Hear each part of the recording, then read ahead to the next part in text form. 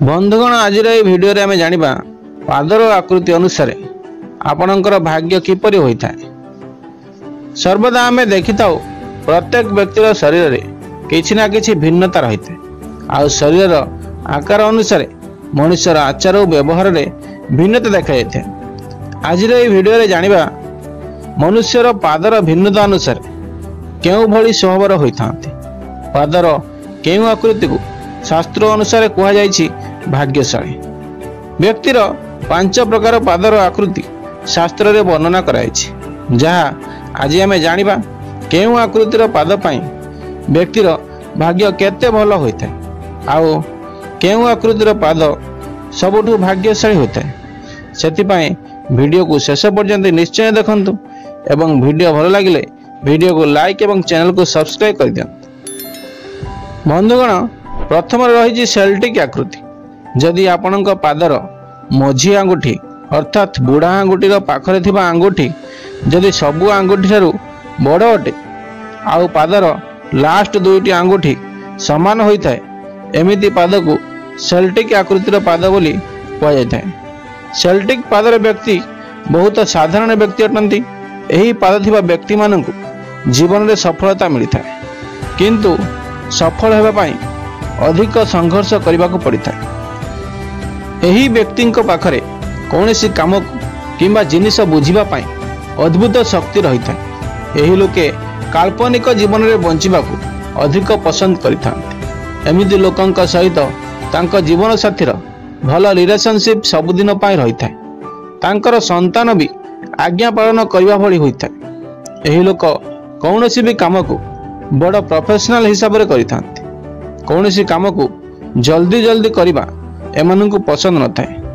कर्म क्षेत्र में आगक बढ़िबा पाई मानसिक चिंता एमानंक मन रे सब बेले रही था किंतु शारीरिक रूप से एमाने चेष्टा कम करिथांते। एथिपाई सेल्टिक पादर व्यक्ति को शास्त्र अनुसार साधारण भाग्यर पोजिशन दिया जायछि। तृतीयटी है जर्मानिक आकृति। जो व्यक्तिंकर 4टी आंगुठी समान और बुढ़ा आंगुठी बड़ थाए एपरी आकृतिर जर्मानिक आकृति बोली कहुए। एही लोके शांति प्रिय होइथांती। एमिति लोके कौनसी काम को भावी चिंती करथांती। एमिति लोकन को कौनसी काम देले सही काम रे एमाने तत्पर रहंती। आउ विशेष गुण रही कि एमाने जदि कौनसी काम को प्रथम थर पाई करंती तथापि एमानंक काम रे कौनसी त्रुटि बा भूल देखा मिले नहीं। एही लोक निजर दायित्व को सर्वदा बुझी थांती। एमानंकर रोजगार कम थाउ बा अधिक सबुथिरे मैनेज करबा एमानंको जଣା थाए। एही व्यक्ति देखिबा को प्राय सुंदर आ सुंदर सुंदर कथारे काहाकु भी आकर्षित करि पारंती। सेथिपाई शास्त्र अनुसार एही भली पाद थिबा व्यक्ति को सामान्य भाग्यशाली भाव में पोजिशन दिया जायछि। तृतीयटी है ग्रीक आकृति। जो व्यक्तिंकर पादर मझी आंगुठी अन्य आंगुठी ठारू बड़ होता है लास्ट थिबा दुईटी आंगुठी सेल्टिक पाद भली समान न होई छोट बड़ रही है एमिति आकृतिर पाद को ग्रीक आकृतिर पाद बोली कहुए। एही लोक बहुत चतुर एवं बुद्धिमान होता है। एमानंकु अधिक कथबार्ता करने को पसंद न थाए। एमाने लिमिटेड कथा होता है। एमाने निजर भल कर्म एवं दक्षता जोगु निज सहित काम करुवा अन्य व्यक्ति को आश्चर्य कर देथांती। निज स्टाइल रे काम करबा एमानंकु पसंद थाए। समाज एवं परिवार रु एमानंकु संपूर्ण सम्मान मिलता है। निजर भल बुद्धि तथा चिंताधारा जोगु एमाने बेस्ट पोजिशन रे भी देखा मिलता। सेथिपाई शास्त्र रे जो व्यक्तिर पाद ग्रीक आकृतिर होता है ताको भाग्यशाली कहुए। चतुर्थ है इजिप्शियन पाद। जो व्यक्तिर बुढ़ा आंगुठी ठारू छोट आंगुठी पर्यंत समस्त आंगुठी बड़रू छोट जाए रही है से पाद को इजिप्शियन कहुए। एमिति लोक बहुत सोशल वर्कर होता। एमनकु सामाजिक कार्य में सेवारत रहिबा पसंद थाए। निजर कथार बाणी रे चतुरता आउ चालाक स्वभाव एही लोकंक ठारे देखिବାକୁ मिले। एही लोक सर्वदा खुशी रहिबा जोगु कौनसी अचिन्हा लोकंक सहित बड़ सहजरे भी मित्रता कर दे थांती। एमानंकु नुआ नुआ व्यक्ति सहित कथा हेबा आउ आइडिया शेयर करबा भल लगिता।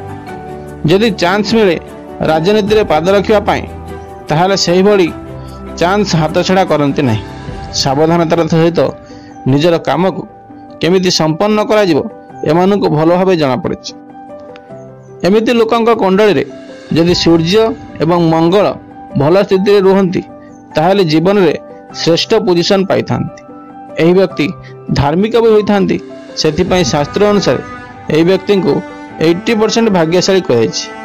शेष में रोमान आकृतिर पाद सामुद्रिक शास्त्र अनुसार यही पाद थिबा व्यक्ति 100% भाग्यशाली होइथांती। जे व्यक्तिर पादर बुढ़ा आंगुठी सहित ताहार पाख दुईटी आंगुठी समान थाए अर्थात विशी आंगुठी एवं मझी आंगुठी समान थाए ताहाले सेही पाद को रोमान पाद कहुए।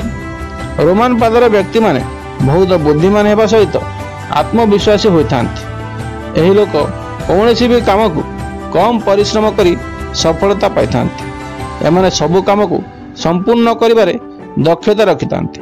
रोमान आकृतिर पादर लोकंकु भाग्य रे पूर्ण सपोर्ट मिलिथाए।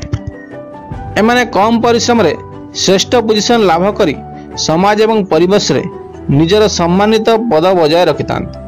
शास्त्र अनुसार एमानंकु भाग्यशाली माना जाए। जदि आमर ये वीडियो भल लगी थाए ताले वीडियो को निश्चय गोटे लाइक करी कमेंट बॉक्स रे जय जगन्नाथ लिखि दियंतु।